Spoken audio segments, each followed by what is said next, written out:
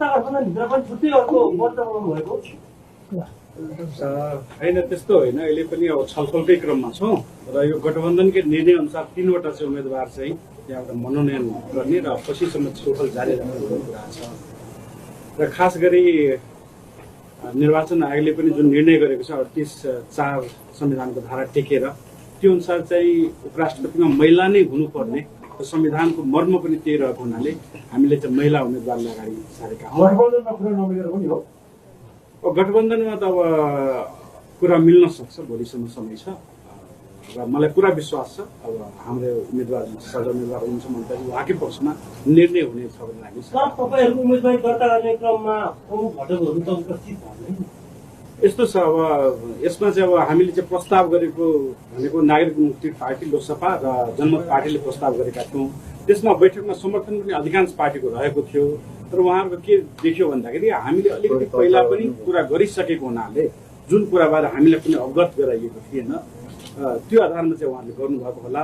र यस विषयमा अझ पनि छलफल जारी, साझा समय पर्याप्त नभएर यो छलफल भोलिसम्ममा हुन्छ। डाक्टर साहब, एउटा तपाईँहरूको अहिले यसो हेर्दा साङ्केतिक जस्तो मत पनि देखिएको छ। तपाईँहरू लोकसभा र नागरिक मुक्ति अनि जसपा अर्कैतिर छ। अब हामी अधिकारको लडाइँमा छौँ, सङ्घर्षको लडाइँमा छौँ र त्यसको लागि एकीकृत हुनु जरुरी छ। गठबन्धनभित्र सहमति भएन भने के उम्मेदवारी फिर्ता हुन्छ?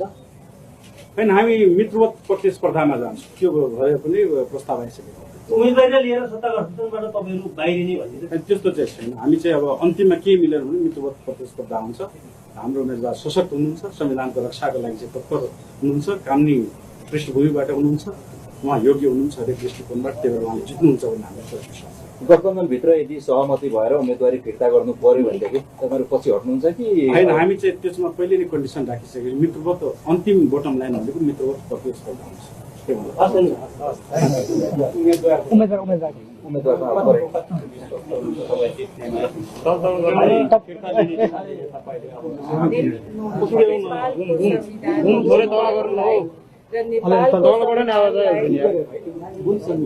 नेपालको संविधानको मर्मलाई बुझ्दै नेपालको संविधानलाई जुन छ अधिक सशक्त रूपमा पालना गर्नुपर्छ भनेर एउटा कानुनको छात्राको पनि हैसियतले जुन छ यसमा क्लियर छु म।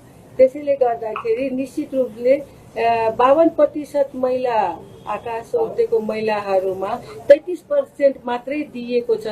त्यसमा पनि यदि यस किसिमको कुरा भयो भने अलि दुःख लाग्दो कुरा हो र मधेस यो संविधानको पनि